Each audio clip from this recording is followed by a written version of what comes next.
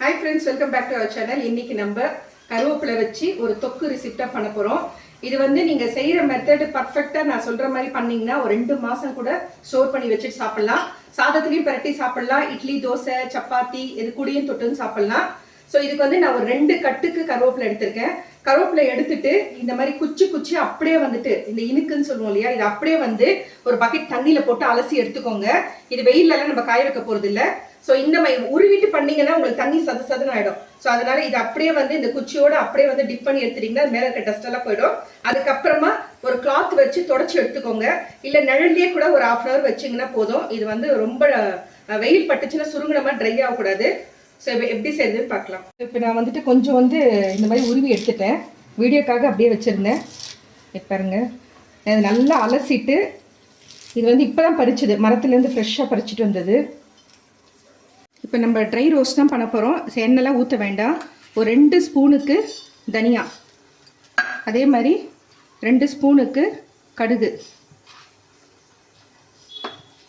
2 ஸ்பூனுக்கு வெந்தயம். இதை நான் வந்து ஒரு 2 கட்டுக்கு கருவேப்பிலை வாங்கியிருக்கேன். ஸோ இதெல்லாம் அப்படியே படப்படன்னு வெடிக்கும். இந்த வெந்தயம், கடுகு, தனியா வந்து வெடிக்காது, வாசனை வரும். ஸோ படப்படன்னு வெடிக்கும். ரொம்ப தீக்காமல் பார்த்துக்கோங்க.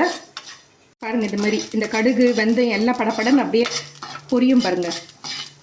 அந்த மாதிரி ஆகிட்டு லோ ஃப்ளேம்லேயே வச்சு பண்ணிக்கோங்க. இது இரும்பு கடாயி. ஸோ ஹீட் ஆகிட்ட பிறகு நான் ஃபுல் ஃப்ளேம் வந்து கம்மி பண்ணிட்டேன். இது தீஞ்சிச்சுன்னா உங்களுக்கு அந்த டேஸ்ட்டும் வந்து மாறிடும். இப்போ நம்ம எடுத்துட்டு கொஞ்சம் ஆற விட்டுட்டு இது வந்து பவுட்ரு பண்ணி எடுக்கணும். ஸோ இது மிக்ஸி ஜாரில் நம்ம சேர்த்துருக்கோம். இது ஆற விட்டுட்டுலாம் அதுக்குள்ளே நம்ம கடாயில் நல்லெண்ணெய் ஊற்றி பண்ணுங்கள். அப்போ தான் டேஸ்ட்டும் நல்லாயிருக்கும். இது கொஞ்சம் எண்ணெயும் நிறைய தேவைப்படும், ஏன்னா நம்ம ஊறுக்காய் மாதிரி தான் பண்ண போகிறோம். ஸோ கருவேப்பிலையை வந்துட்டு இதில் நல்லா வதக்கி எடுத்துக்கணும். ஸோ நல்லா இதை அப்படியே வந்து தீயாமல் அப்படியே வதக்கி எடுத்துக்கோங்க. ஸோ வதங்கிடுச்சு, நம்ம பிளேட்டுக்கு மாற்றிடலாம். ஒரு எலுமிச்சம்பழம் அளவு சைஸுக்கு வந்து புளி எடுத்திருக்கேன், தண்ணி ஊற்றி ஊற வச்சுருக்கேன்.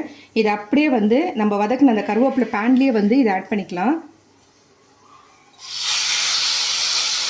அப்படியே வதக்கி விடணும், அவ்வளோதான்.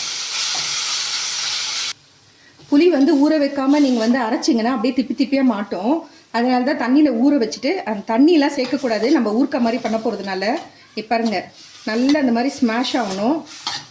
இதுக்கெல்லாம் எண்ணெய் ஊற்றணும்னு அவசியம் இல்லை. பாருங்கள், நல்லா ஆயிடுச்சு. இப்போ இதை ஆற விட்டு நம்ம அரைச்சி எடுத்துக்கலாம். ஃபஸ்ட்டு இதை வந்து நம்ம பவுட்ரு பண்ணி எடுத்துக்கலாம். இன்னொரு மிக்ஸி ஜாரில் கருவேப்பிலை சேர்த்துடலாம். நம்ம பவுட்ரு பண்ணதையும் அதுக்கப்புறம் இதோடையே நம்ம ஆட் பண்ண போகிறோம். ஆற விட்டுட்டு பண்ணுங்க, சுட பண்ணாதீங்க. மிக்ஸி இது ஜார் லிட்டு ஓப்பன் ஆகிட்டு வெளியே தெறிக்க ஆரம்பிச்சிடும். நெக்ஸ்ட்டு இந்த புளியும் இதோடு சேர்த்துடலாம். ஸோ இதை வந்து அரைச்சி எடுத்துக்கலாம். தண்ணி சேர்க்கக்கூடாது, இன்னொரு தடவை சொல்கிறேன். இப்போ பாருங்கள், தண்ணி ஊற்றாமல் அரைச்சி எடுத்தாச்சு. நைஸாக அரைக்கணும். தண்ணிக்கு பதில் நம்ம நல்லெண்ணெய் வந்து நம்ம சேர்க்க போகிறோம். சேர்த்துட்டு இது கூடயே இதுக்கு தேவையான அளவு உப்பையும் நம்ம சேர்த்துக்கிறோம். 1 ஸ்பூனுக்கு உப்பு சேர்த்துக்கோங்க. காரத்துக்கு வந்து தனி மிளகாத்தூள் ஒரு 2 ஸ்பூன் எடுத்திருக்கேன், அதையும் இதோடு சேர்த்துடலாம். நெக்ஸ்ட்டு நம்ம அரைச்சி வச்ச அந்த பவுடரையும் வந்து இதோடு சேர்த்துக்கலாம். பாருங்கள், அரைச்சி எடுத்தாச்சு. இதுக்கு நான் வெறும் நல்லெண்ணெய் மட்டும்தான் சேர்த்து அரைச்சிருக்கேன், தண்ணியெல்லாம் சேர்க்கலை. ஏன்னா நம்ம ஊறுக்காய் பண்ணுறதுனால அப்போ தான் உங்களுக்கு 2 மாதம் ஆனாலும் கெடாமல் இருக்கும். திரும்ப பேனில் வந்து எண்ணெய் ஊற்றிக்கோங்க. நம்ம அதை அரைக்கிறதுலே நிறைய எண்ணெய் ஊற்றிருக்கோம், அதுவே தனியாக பிரிஞ்சு வரும். ஸோ திரும்ப வந்துட்டு 1 ஸ்பூனுக்கு கடுகு சேர்த்துக்கலாம். கடுகு பொரிஞ்ச உடனே கடலைப்பருப்பு 1 ஸ்பூனு. கொஞ்சம் கடலைப்பருப்பு செவக்கட்டும். கடலைப்பருப்பு செவந்துடுச்சு. கொஞ்சம் கருவேப்பிலை சேர்த்துட்டு நம்ம அரைச்ச விழுதை வந்து இதோடையே சேர்த்துடலாம். இது நீங்கள் அப்படியே சட்னியாக கூட வந்துட்டு ஸ்பாட்டில் செஞ்சு சாப்பிட்ற மாதிரி இருந்தால் இந்த எண்ணெயிலலாம் வதக்க வேண்டாம்.